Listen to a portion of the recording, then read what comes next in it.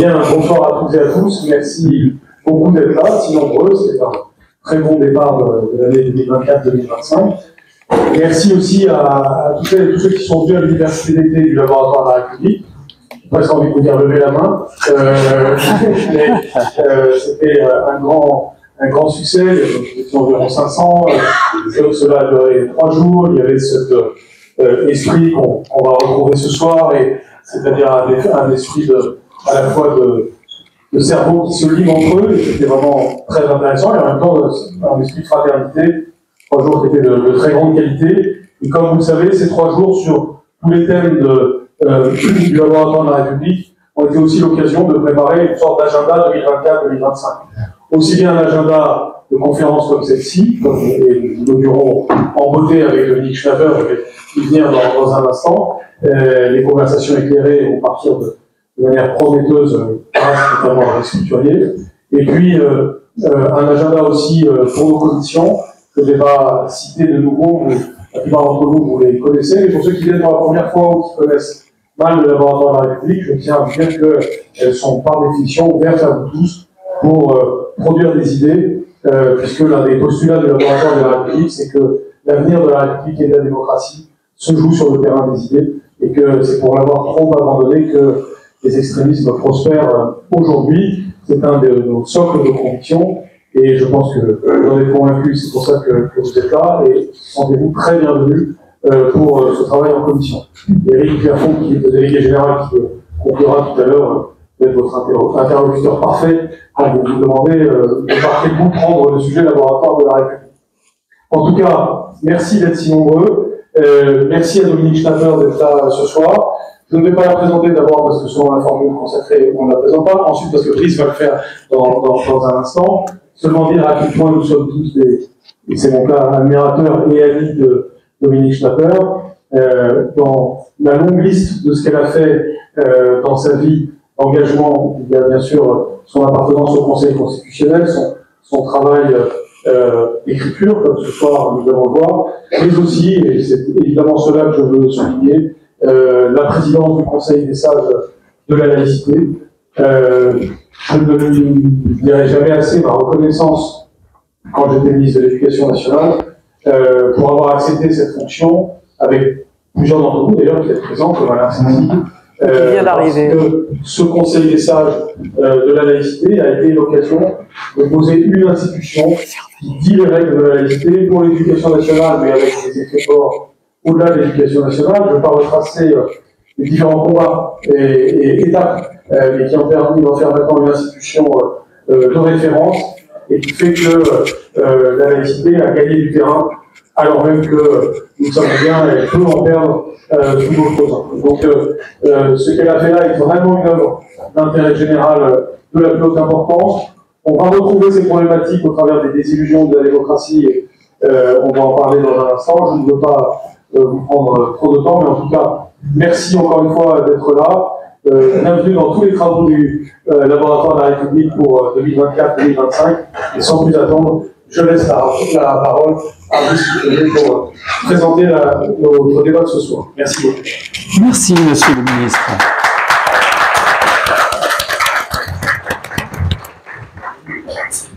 Dominique Schnapper, merci d'être avec nous. Vous êtes sociologue de formation, mais je dirais que vous êtes surtout, comme votre célèbre père Raymond Aron, un penseur ou une penseuse du politique.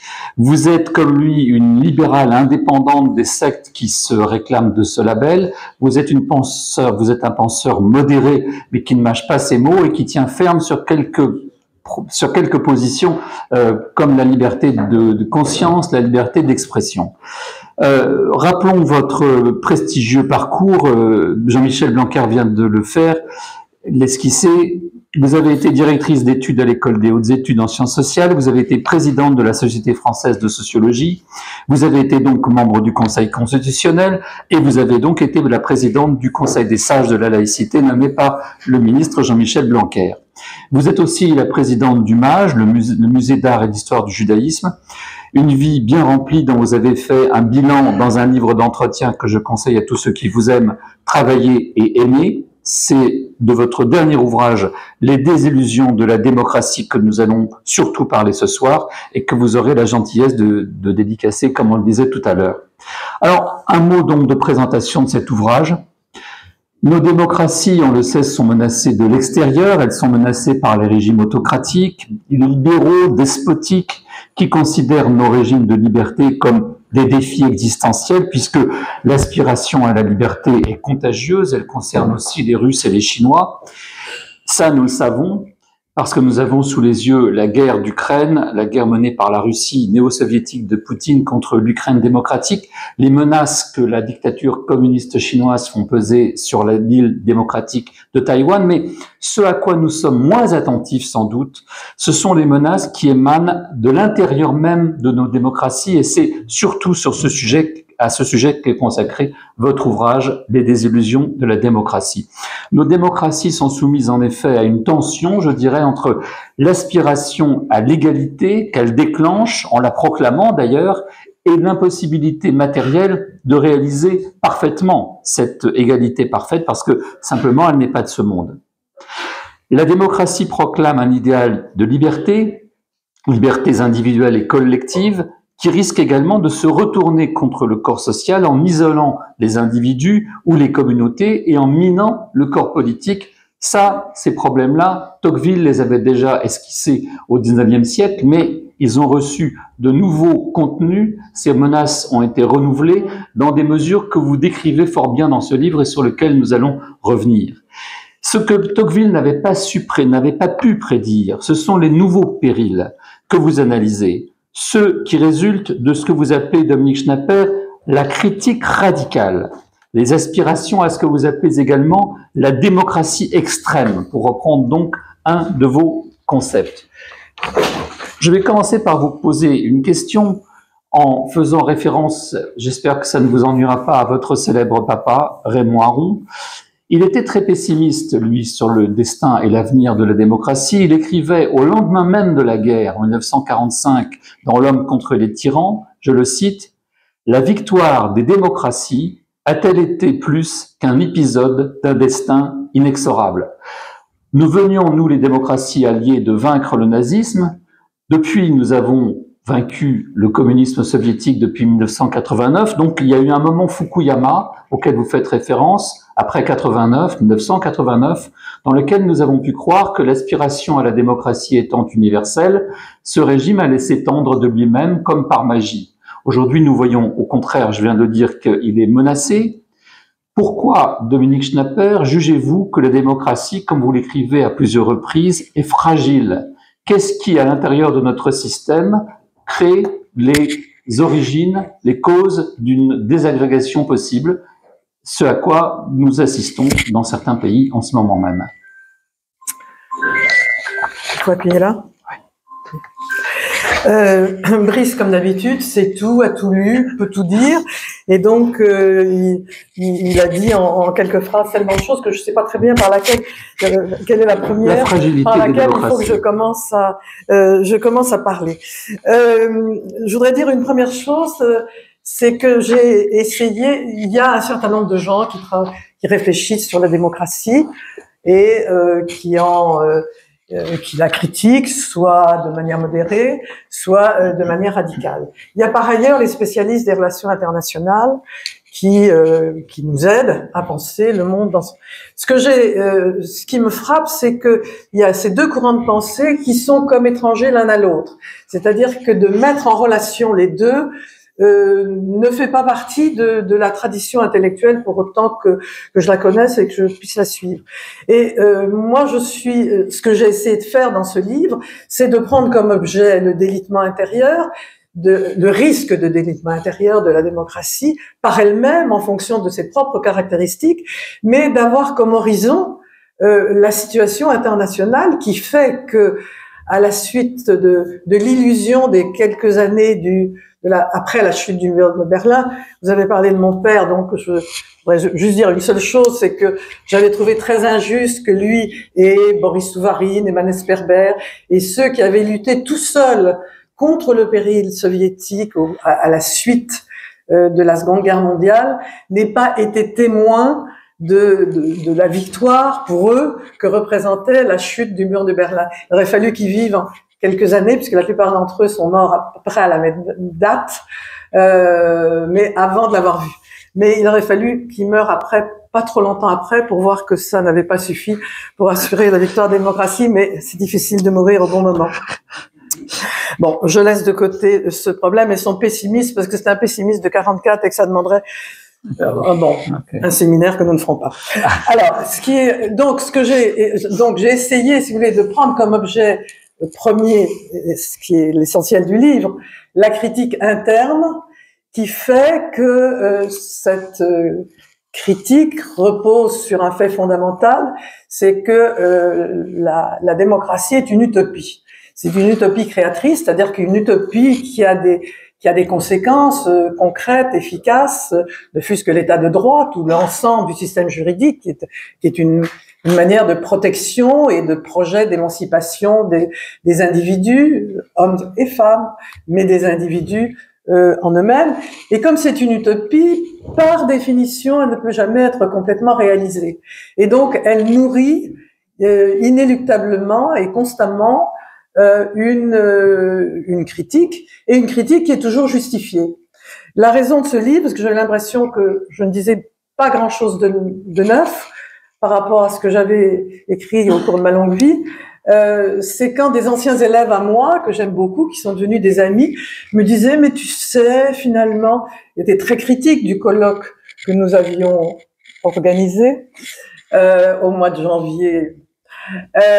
Tout de même, tu sais, les femmes, on n'a pas fait ce qu'il fallait, l'intersectionnalité, c'est pas mal, et puis c'est vrai qu'il y a le racisme des démocraties. Et je me suis dit, il faut redire, oui, les critiques sont justifiées, mais oui, il faut relativiser ces critiques. C'est-à-dire que on critique la démocratie au nom des valeurs qu'elle proclame, et elle proclame plus que ce qui est possible de réaliser. Et c'est là que se nouent un certain nombre de dérives ou de dévoiements de la démocratie. Alors là, j'ai repris ce concept de démocratie extrême qui remonte à Platon, passe par Aristote, Montesquieu et Tocqueville. Donc, vous voyez, je me sentais en bonne compagnie. Ne croyez pas que je sois devenue folle avec l'âge. Je ne me mettais pas dans le même ordre, enfin dans la même catégorie. Mais les dangers de cette aspiration à une liberté qui n'a pas de limite et à une égalité qui n'a pas de limite, car effectivement, il n'y a pas de limite à la liberté et à l'égalité. La liberté doit s'exprimer à travers le respect des institutions, et c'est une contrainte. Il y a une contrainte inévitable qui est celle des institutions et des limites de la condition humaine. Je suis très frappée par ce que signifie le transhumanisme, c'est-à-dire cette idée de sortir qu'on puisse sortir de la condition humaine. Et évidemment, c'est lié au progrès technique formidable que nous connaissons, c'est lié à la logique du capitalisme qui n'a pas de limite en tant que telle, mais c'est lié aussi à l'utopie démocratique qui n'a pas de limite en tant que telle. Quant à l'égalité, par définition, on ne l'atteint pas, c'est plutôt liberté et égalité, qui sont les deux principes constitutifs, sont des projets, des ambitions, des idées régulatrices, et ils ne sont pas réalisables, et donc ils ne sont pas réalisés. Et donc, par définition, le caractère utopique de la démocratie, il n'y a pas que la révolution qui est utopique, il y a aussi la démocratie. Caractère utopique de la démocratie fait qu'elle nourrit une insatisfaction constante, insatisfaction qui est la marque de la liberté politique, mais insatisfaction qui peut être, si elle devient extrême, être une source d'affaiblissement et de fragilisation. Et c'est sur ce danger que j'ai essayé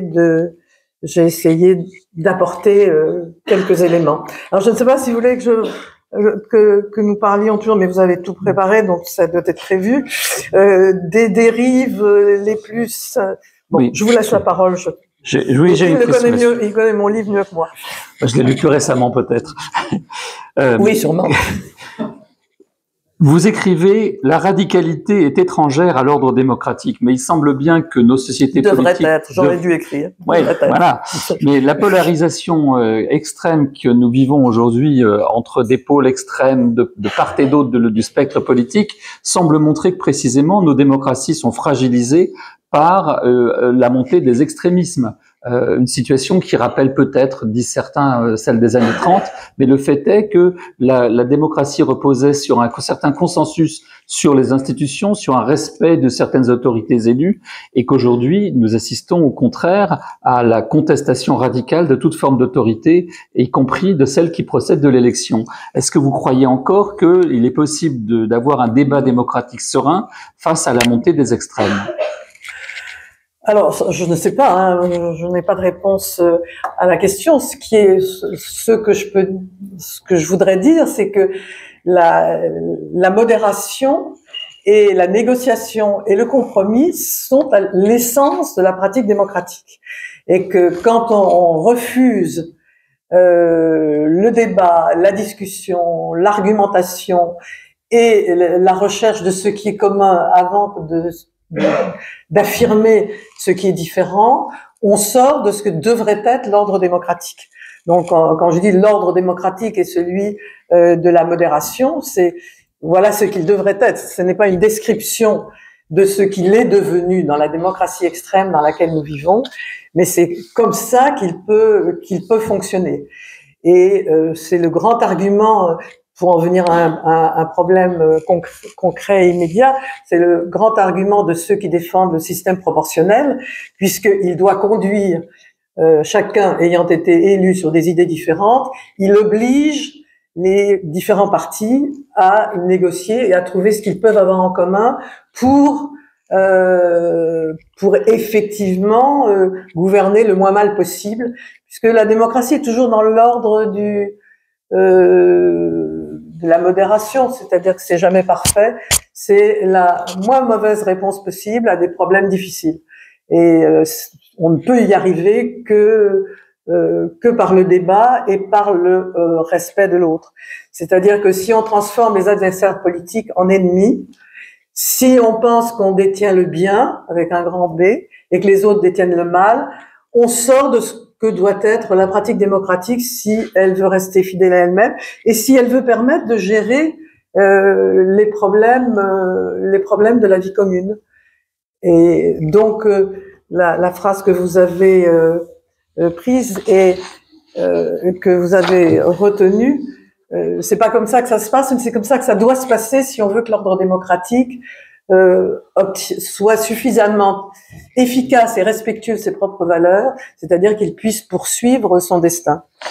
Mais est-ce que vous ne croyez pas que très concrètement, dans la situation qui est la nôtre, ou qui est celle des États-Unis, mettons, la montée du populisme, des radicalités menace finalement la démocratie elle-même et nous conduisent à des régimes dits illibéraux ou autres? Est-ce que vous craignez concrètement aujourd'hui, ce soir, de la situation politique du pays, par exemple, quelque chose qui menacerait l'ordre démocratique? Oui, on peut craindre. Je ne sais pas ce qui va se passer. Et moi, je n'ai aucune imagination. Donc, j'essaie je m'efforce de comprendre ce qui est ou ce qui s'est passé, mais je vois pas ce qui peut se passer dans l'avenir. Mais nous voyons un certain nombre de traits de la pratique depuis quelque temps qui, en eux-mêmes, sont dangereux, risquent de conduire à un affaiblissement continu. Bon, nous voyons tous ceux qui, symboliquement, quand un élu refuse de serrer la main d'un autre élu, nous sortons de ce que devraient être les mœurs démocratiques. C'est symbolique, en soi, ça n'a pas d'importance. Mais ça, on le voit maintenant couramment. Quand mes chers collègues de l'école des hautes études refusent d'aller à une invitation du président de la République parce qu'ils sont pas d'accord avec lui, ils sortent, étant donné qu'il a une fonction légitime, qu'il a été légitimement élu, on n'a pas besoin d'être d'accord avec lui pour répondre à une invitation qui est une invitation de discussion, de débat dans lequel nous sommes tous libres d'arriver ou de ne pas arriver. Là, on sort un peu des mœurs démocratiques. Le respect de la fonction, une fonction à partir du moment où les élus ont été et ont été choisis, élus selon les règles communes, la légitimité qu'ils acquièrent par cette élection doit être reconnue en tant que telle, indépendamment du point. Bon, il y a comme ça un certain nombre de traits qui font que notre vie publique, je dirais au-delà même de la vie politique, n'est plus suffisamment une vie de débat aussi argumenté que possible, qui doivent caractériser la pratique quotidienne de la démocratie. Et ça, à tous les niveaux. C'est-à-dire que quand les débats intellectuels se résument à un débat entre le bien et le mal, on sort du débat intellectuel. Il y a une forme, la démocratie repose sur une forme de rationalité dans la mesure où elle repose en effet sur le respect de l'autre ou des arguments de l'autre. Et à partir du moment où on sort de ce mode d'existence collective, cela comporte un danger pour la pratique démocratique. Comme il n'y a pas de démocratie sans pratique démocratique, ça comporte un danger pour nous tous. Un sujet qui est abordé dans votre livre, que j'invite à lire, c'est le fait que les Lumières, aujourd'hui, sont en état de déconstruction. Elles sont décriées en réalité comme un instrument idéologique manié par l'Europe à l'époque de la colonisation. Et au nom des minorités auxquelles certains auteurs appartiennent, ces mêmes auteurs réclament une révision intellectuelle qui favoriserait des points de vue particuliers. L'universalisme qui était considéré comme une valeur commune, comme une valeur de gauche d'abord, puis comme une valeur à l'époque des Lumières précisément, puis comme une valeur commune de l'esprit démocratique, ce même universalisme aujourd'hui semble sur la défensive. Il est identifié à certaines valeurs dites occidentales face à la montée d'autres valeurs comme asiatiques par exemple ou islamistes. Comment peut-on aujourd'hui, Dominique Schnapper, persister à défendre un idéal qui semble ainsi sur la défensive parce que vous défendez et les Lumières et l'universalisme? Rien que ça. Oui. Je crois que le problème, le problème se pose parce que on définit le débat porte l'universel comme lié à une société particulière, à une époque particulière. Il est vrai que l'expansion des Européens dans le monde et leur supériorité dans le monde s'est fondée sur des arguments universels en pensant qu'ils apportaient l'universalité au reste du monde. Et je pense qu'il y avait intellectuellement une erreur intellectuelle, c'est-à-dire que l'universel ne se confond avec aucune société particulière, que c'est un horizon, un projet qui permet les différentes distinctions. Et que du fait que historiquement, et de manière que je crois erronée, la domination européenne à penser ou à imposer l'idée que ils apportaient l'universel, à empêcher de penser que l'universel, une fois encore, fondamentalement, ne s'incarnait dans aucune société particulière, mais qu'elle se référait à un principe général. Je voudrais prendre un exemple comme l'excision des petites filles dans certaines régions du monde. Il y a eu un grand débat vers la fin du siècle dernier entre l'universalisme, entre les anthropologues universalistes et les anthropologues identitaristes, en expliquant que nous ne comprenions pas ce que signifiait l'excision des petites filles dans ces sociétés. On comprenait très très bien, ça consistait à leur donner une place particulière à l'intérieur de l'ensemble social. C'était pas mystérieux. Je veux dire, on pouvait tout à fait comprendre ça.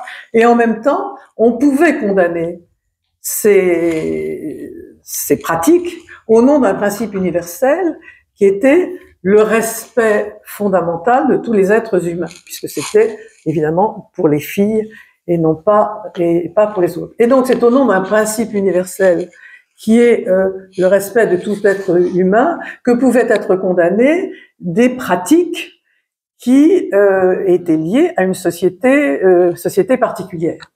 Et là, il y a eu ceux qui ont mon âge, on se souvient peut-être de ces débats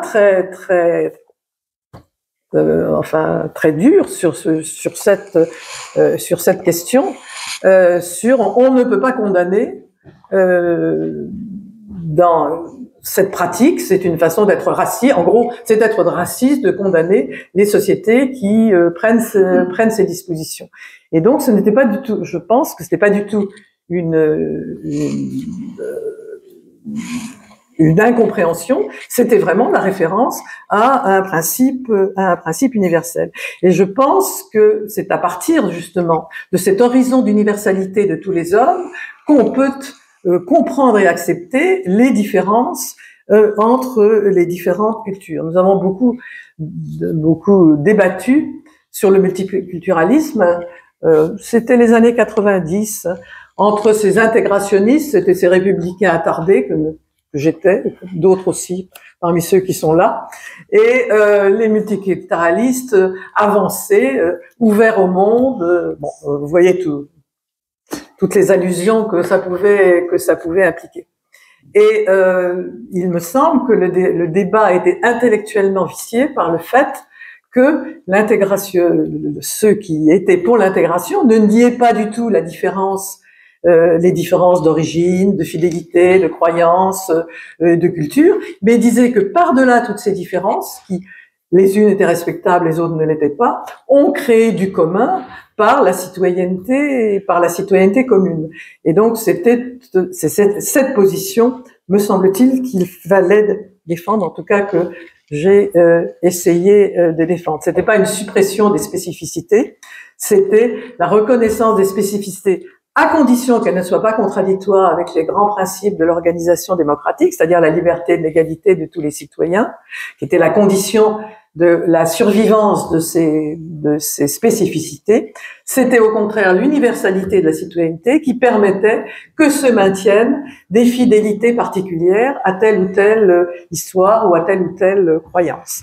C'est en tout cas la position qu'avec Paul Salmona, nous essayons de montrer dans le musée d'art et d'histoire du judaïsme. On doit, et effectivement, on reste fidèle à une tradition à la fois culturelle et historique, et elle est transfigurée elle est transcendée dans l'espace public par l'universalité de la citoyenneté. Alors justement, à ce propos, j'ai vu que vous avanciez un concept que j'ignorais, qui je crois qui est tout à fait pas possible qu'il y ait quelque chose que vous ignoriez, Brice. Alors en tout cas, qui m'a paru personnel, c'est le concept de collectivité historique. Nos sociétés souffraient peut-être d'une certaine homogénéité culturelle dans une époque récente qui les rendait conformistes. Nous, on avait le principe républicain qui cherchait à éradiquer les particularismes provinciaux en particulier. Les Américains avaient ce conformisme de l'homme de l'organisation. Mais à présent, au contraire, nos sociétés occidentales qui sont devenues multiculturelles semblent avoir du mal à gérer la coexistence de cultures qui parfois diffèrent sur des sujets absolument essentiels, comme vous le rappeliez à l'instant, les rapports entre les hommes et les femmes. Alors, qu'est-ce que c'est que ce concept de collectivité historique que vous proposez et en quoi votre grille de lecture diffère-t-elle profondément du communautarisme que vous évoquiez à l'instant? Bon, je vous remercie de l'avoir noté, parce que si j'ai un apport à la science, je ne suis pas sûre d'en avoir un, mais si je l'ai, c'est l'introduction de ce concept de collectivité historique. Donc je suis très sensible oui, je suis très sensible au fait que vous l'ayez remarqué.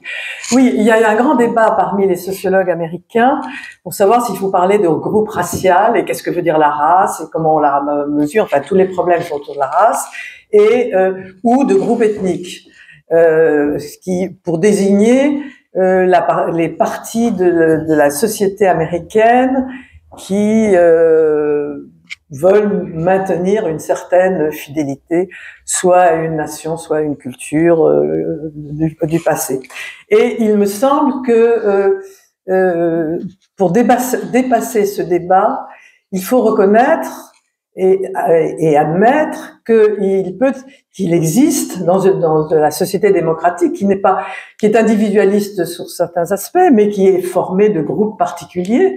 Il faut admettre que ces groupes sont définis non pas par une race, avec toute la critique de la notion de race, non pas par l'ethnicité, qui est une autre façon de parler de race, mais par le fait qu'ils ont eu une expérience historique commune qui a créé entre leurs membres un type, des relations de type communautaire qui ont été nouées par l'expérience commune. Et je prends toujours, je peux vous donner comme exemple, quand Obama a été candidat à la présidence des États-Unis, une bonne partie des Afro-Américains ne le considéraient pas comme un des leurs, parce qu'il était le fils d'une blanche et d'un Kényan. Alors, et le fait que sa femme fût, elle, une descendante des esclaves transportés dans le sud des États-Unis, l'a réconcilié avec la population considérée comme noire aux États-Unis. C'est-à-dire qu'ils n'avaient pas la même expérience historique. De même, quand on a créé le Libéria, où une partie des Africains des États-Unis sont revenus, ils ont eu des relations extrêmement difficiles avec les Américains restés sur place, parce qu'ils avaient beau avoir la même origine au sens biologique du terme et avoir la même couleur de peau, ils n'avaient pas la même expérience historique. Et donc, je crois qu'on peut dépasser l'idée de groupe racial ou de groupe ethnique et du débat entre groupe ethnique et groupe racial pour définir le lien qui se trame et qui se perpétue entre des personnes qui ont partagé la même expérience historique. Et dans le cas des Juifs, je pense qu'avec toutes leurs différences objectives, gardent quelque chose en commun qui est l'expérience ou la mémoire d'une expérience commune qui les constitue, malgré toutes leurs différences, qui constitue entre eux une forme de lien qui est celui de la collectivité historique. Alors bien entendu, par rapport au communautarisme, le concept de collectivité historique est très ouvert et surtout il se conjugue parfaitement avec l'idée de transcendance par la citoyenneté qui organise la société démocratique, c'est-à-dire qu'il y a des liens particuliers, une société est formée de gens qui ont entre eux des liens particuliers, mais qui sont ouverts par définition et par l'intermédiaire du domaine public commun à tous, ou ouvert aux autres. L'idée de communautarisme, c'est la fermeture. Quand il y a eu une bombe en 2005 à Londres, c'était un anglo-pakistanais né en Angleterre. Il n'avait jamais rencontré dans sa vie que des anglo-pakistanais. Il n'avait jamais eu de contact avec d'autres citoyens anglais. Ce qui est tout à fait le contraire de ces liens communautaires qui unissent simplement ceux qui ont eu une expérience commune. Il y a quelque chose dans votre livre qui m'a beaucoup intéressé, ce sont les chapitres consacrés au wokisme, qui m'intéressent à titre tout à fait personnel, parce que j'ai aussi travaillé sur le sujet. Notre démocratie est soumise non seulement à une désagrégation interne sous l'effet du communautarisme que vous décriviez à l'instant, mais aussi l'horizon intellectuel qui était soumis à l'idée d'une rationalité partagée, d'un primat de l'objectivité scientifique sur les points de vue particuliers, est en train d'exploser sous l'effet du wokisme, où on nous dit que le ressenti collectif de communauté doit primer sur l'intelligence collective, que la rationalité elle-même peut être accusée d'être néocoloniale, et que la subjectivité blessée de collectivité doit imposer ses propres vérités. C'est un risque assez flagrant puisqu'on l'observe aujourd'hui monter dans nos universités. Qu'est-ce que vous voyez derrière et surtout quel traitement vous préconisez pour combattre, parce que c'est un des objectifs du laboratoire de la République, que de combattre cette désagrégation du savoir lui-même, des possibilités de connaissance de la vérité objective? Oui, parce qu'on a au débat sur le multiculturalisme que les plus jeunes d'entre vous n'ont pas connu, a succédé le débat sur le wokisme. Alors sur le wokisme, il y a eu toutes sortes de travaux très intéressants. Mes amis Nathalie Hennig, Tagoyo, enfin Jean-François Bronstein aussi a écrit, et naturellement Brice, nous ont informés et ont critiqué de façon tout à fait convaincante sur le dévoiement et l'irrationalité de beaucoup des projets wokistes. Alors, quand on regarde les productions intellectuelles, en dehors des mouvements de pur, de refus de toute discussion, d'empêcher les gens de parler, laissons ça de côté parce que. Mais quand on regarde la production intellectuelle, il y a toute une partie qui est simplement, par exemple, l'intersectionnalité. Ça consiste simplement à faire intervenir de façon plus efficace une variable qui est celle du sexe ou du genre, comme vous voulez. Ce qui est la pratique sociologique la plus traditionnelle, consiste à dire, vous voyez une corrélation, mais cette corrélation cache une autre variable, et si vous faites intervenir cette nouvelle variable, alors l'idée de faire intervenir sur beaucoup de sujets concernant la société, la variable du genre est en soi une démarche parfaitement légitime, et les premiers travaux des féministes universalistes ont été un apport tout à fait intéressant et tout à fait sérieux à la connaissance des comportements humains. Le problème, c'est quand ça devient la variable essentielle qui explique tout et qui ne prend plus en compte ce qui est au cœur, ce qui est nécessaire étant donné la complexité de la vie sociale, c'est-à-dire l'ensemble des variables qui permettent de comprendre les comportements humains. Donc toute une partie de la production wokiste est simplement l'application agressive, je dirais dans le style, de la façon normale d'essayer de comprendre. Et puis il y a un autre courant qui est un courant de relativisme absolu, qui prolonge d'ailleurs la période des anthropologues dont je vous ai parlé, auquel j'ai fait allusion quand j'ai parlé de l'excision, c'est-à-dire des anthropologues qui cultivent le relativisme culturel absolu, c'est-à-dire avec l'idée qu'il n'y a pas de compréhension possible avec les autres cultures, alors que les universalistes pensent que par-delà la différence des cultures, il y a l'humanité commune qui fait qu'on peut comprendre les cultures qui ne sont pas la sienne. Ce qui, d'une certaine façon, d'ailleurs, était paradoxal puisque ça remettait en question le projet des anthropologues eux-mêmes qui passent leur temps à essayer de comprendre justement les cultures des autres. Mais enfin, une bonne partie des anthropologues des générations précédentes étaient dans le relativisme culturel absolu. Et alors, un des grands courants du wokisme consiste à appliquer ça à la connaissance, en disant il n'y a pas de connaissance, donc il n'y a pas de rationalité, parce que la rationalité, tout le monde peut y participer. Il n'y a pas de connaissances rationnelles qui permettent aux gens de s'entendre par adhésion à cette rationalité commune. Il n'y a qu'une connaissance totalement relative, c'est-à-dire que ce que les femmes, ça tourne beaucoup autour des femmes, ce que les femmes disent, c'est pas la même chose que les hommes, et il n'y a pas la connaissance est totalement relative, et donc il n'y a pas de connaissance, parce qu'une connaissance relative, c'est un ressenti, ou c'est une opinion, mais ce n'est pas une connaissance qui fait appel à la rationalité commune.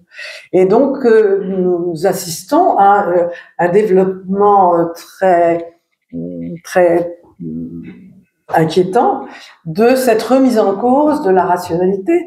Or, tout l'apport de la domination des Européens a tout de même été celui de la rationalité, c'est-à-dire de l'application de la raison humaine aux procédés techniques qui ont permis de découvrir le monde, de développer la manière de vivre. Si on remet en question la rationalité, on remet en question tout le projet occidental, dont la démocratie, est une des dimensions. Et on remet en même temps la rationalité de la connaissance, la rationalité de la démocratie, qui repose sur l'idée qu'il peut y avoir toujours un dialogue avec ceux qui sont différents de vous, ce dialogue étant celui de la raison commune. Donc c'est une manière de cette relativisation absolue de la connaissance est une façon de ruiner la connaissance elle-même et le partage intellectuel qu'assure la démocratie par l'intérieur de la citoyenneté. À plusieurs reprises dans votre livre, Dominique Schnapper, vous... Je n'ai pas répondu à qu'est-ce qu'il faut faire. Mais oui. C'est que je ne sais pas. Il faut essayer de... Parce que vous m'avez posé la question et je l'ai noté là, mais je n'ai pas répondu. Sinon, ce que vous faites, c'est-à-dire l'effort pour diffuser la raison, la rationalité, l'horizon universel et de la connaissance et de la politique. Et c'est un travail à longue haleine et qui dépense... et dont l'avenir dépendra de la volonté des plus jeunes. À plusieurs reprises dans votre livre, vous dites que la démocratie, ce n'est pas seulement un régime politique d'organisation du pouvoir, c'est aussi une forme de société. Et c'est moins évident chez les auteurs politiques. Précisément, je disais en entrée que vous étiez libéral, mais il me semble que vous êtes aussi un petit peu social-démocrate, parce qu'il y a un chapitre entier consacré au fait que les sociétés démocratiques, vous le disiez, tendent vers l'égalité, et une des manières dont elles ont répondu ces dernières décennies à ce besoin d'égalité a été l'organisation d'un système social extraordinairement perfectionné, en tous les cas dans des pays européens comme le nôtre. Or, vous dites dans ce chapitre consacré à la social-démocratie que celle-ci a l'air en voie d'épuisement. Est-ce que ça ne serait pas simplement, parce que je cite là Michel Rocard, grand social-démocrate, qui disait « Je ne sais pas faire de social sans croissance ». Est-ce que précisément l'effondrement de la croissance dans nos pays, dans le nôtre en particulier, l'absence de croissance ne risque pas de déboucher sur un drame social, puisque notre État social risque bientôt de ne plus pouvoir être financé?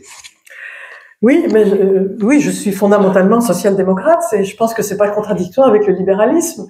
C'est-à-dire que c'est le libéralisme organisé et contrôlé par l'État au nom d'un certain nombre de principes de justice sociale. Et si on veut me faire choisir entre libéralisme et social-démocratie, je pense qu'il n'y a pas à choisir entre les deux. C'est-à-dire que la social-démocratie s'efforce de conjuguer le principe de la liberté politique et de la liberté d'entreprendre qui lui est lié avec l'effort par l'État républicain d'apporter la justice sociale et de redistribuer une part des ressources qui sont le produit de l'activité, de la liberté d'entreprendre et de la liberté de produire. Et du coup, la social-démocratie, ce qui est pour moi la forme européenne de la démocratie, nourrit les aspirations à l'égalité, puisque c'est un processus par lequel on empêche les trop grandes inégalités de se perpétuer, sans assurer l'égalité, donc en donnant toujours de l'insatisfaction, mais d'autre part en atténuant les inégalités trop fortes que le capitalisme seul pourrait produire. Donc elle donne elle nourrit l'aspiration à toujours plus d'égalité, et pour assurer ce processus, la croissance apparaît comme une condition presque nécessaire, puisqu'on n'est jamais satisfait, on n'est jamais assez égaux, on n'en a jamais assez. Et donc ça a été le cas depuis la Seconde Guerre mondiale. Aujourd'hui, nous sommes devant une nouvelle situation qui fait qu'il faut prévoir soit une décroissance, soit des formes de sobriété. Enfin, il faut repenser notre mode de production, de consommation et de production en tenant compte des problèmes généraux de la planète et du climat qui existent, même si les Américains refusent de le voir. Et par conséquent, l'absence de croissance pose un problème au développement de la social-démocratie qui s'est toujours développée sur la base d'une croissance continue depuis 1945. Donc il y a là un vrai problème qui demanderait, je crois, toute une éducation pour comprendre que On le sait depuis 1972, depuis le rapport du Club de Rome, on sait que le modèle de comportement des Américains ne peut pas être le modèle de l'ensemble des milliards d'hommes sur la Terre. Et donc, on n'en a tiré aucune conclusion depuis cette période, mais le problème existe et probablement, il ne peut se traiter qu'en limitant la croissance telle qu'elle a été mesurée par le PIB depuis 1945. Et là, il y a des problèmes très difficiles qui sont un des problèmes internes de l'avenir de la démocratie. Pierre Manant, que vous citez, qui est un grand auteur libéral, explique que la démocratie libérale est fondée sur des séparations. La séparation du politique et de l'économique, par exemple, pour que les puissances économiques n'aient pas le pouvoir. La séparation également, et vous le citez, du politique et du religieux. Vous insistez beaucoup sur ce fait et vous dites même que cette séparation fonde l'ordre démocratique. Mais cette laïcité est souvent décrite par nos amis étrangers comme une spécificité française, et on nous dit pourquoi. Ce mot n'existe dans aucune autre langue, je crois peut-être en turc. Mais c'est vrai, hein, mais il n'existe nulle part ailleurs. Les autres ont la sécularisation, ce qui n'est pas la même chose. Pourquoi pensez-vous, Dominique Schnapper, que la laïcité est au fondement même de la démocratie, et pas seulement de notre démocratie républicaine à nous Français, héritiers de la loi de 1905? Alors, le principe de séparation du politique et du religieux caractérise la nature de toutes les démocraties. C'est la transcendance par la citoyenneté des différences de croyances et les différences d'églises. Et donc, c'est un principe fondateur de toutes les démocraties. Cela dit, à partir de ce principe qui est commun à toutes les démocraties, il y a un peu deux traditions de cette séparation du politique et du religieux. Et la tradition qu'on qualifie souvent d'anglo-saxonne, qui est l'abstention de l'État, et qui est la liberté de chacun, et qui va avec la liberté d'expression et la liberté de religion, et qui se définit par l'abstention de l'État.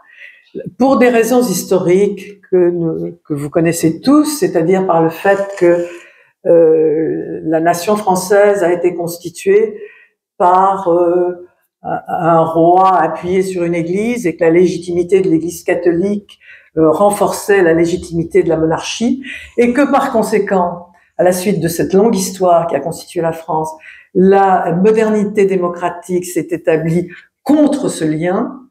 La séparation du politique et du religieux a pris en France la forme particulière de la laïcité, telle que nous la connaissons et que nous la faisons respecter. C'est la forme due à une histoire particulière, l'histoire de la naissance de la modernité dans notre pays. Ce n'est pas un modèle pour les autres pays qui ont une histoire différente, mais chez nous, ça a été une dimension tellement interne, tellement essentielle à l'établissement de la démocratie, qu'elle est une des conditions de perpétuation de la démocratie, sans être pour autant un modèle pour d'autres pays dont l'histoire est différente. Et donc, je défends autant que je peux la laïcité, parce qu'à travers la laïcité, je pense défendre la démocratie française telle qu'elle s'est construite historiquement, non pas en tant que modèle universel. Ça fait partie de ces différences historiques. Mais ce qui reste commun à toutes les démocraties, cette séparation du politique et du religieux, c'est-à-dire qu'on est également citoyen, quelles que soient ses croyances, son affiliation, sa non-affiliation à une église. Et ça, vous le trouvez dans les vraies démocraties. Et puis, il y a les fausses qui disent que la citoyenneté est liée à une religion, mais ça s'appelle une théocratie, ça ne s'appelle plus une démocratie. Et il faut à la fois défendre, me semble-t-il, la laïcité au nom de la réalité de notre histoire qui a fait que notre société est ce qu'elle est devenue, et essayer, mais ça on n'y arrive pas, de faire accepter aux Américains que c'est aussi une forme de démocratie et que ce n'est pas une tyrannie, c'est simplement le produit d'une histoire. Mais pour eux, nous sommes des racistes. Et donc le dialogue est un peu difficile, quelquefois. Je ne voudrais pas monopoliser la parole parce que je pense que dans la salle, il y a beaucoup de questions qui vous attendent, mais je voudrais juste faire une confidence. Depuis que j'anime, ces conversations éclairées, j'ai rarement été aussi ému que d'être en présence de vous, Dominique Schnapper, parce que je vous aime beaucoup et aussi parce que vous êtes la fille de l'homme dont je pense être, qui est mon guide intellectuel depuis toujours, qui est Raymond Aron. J'avais consacré une série d'émissions sur France Culture il y a 5 ans à Raymond Aron qui s'appelait « Avoir raison avec Raymond Aron », puisque vous savez la fameuse phrase stupide du secrétaire de Sartre qui était « Il vaut mieux avoir tort avec Sartre que raison avec Aron ». J'ai donc lancé ce « Avoir raison avec Raymond Aron » et depuis France Culture produit des émissions tous les étés qui s'appellent « Avoir raison avec ». Et hélas, je pense qu'on n'a pas toujours raison avec, disons, Judith Butler ou quelques autres. Mais enfin, voilà, j'avais créé « Avoir raison avec Aron » et depuis, on a raison avec tout le monde, même avec les gens qui ont le moins raison possible. Mais je vous remercie énormément d'avoir été avec nous ce soir.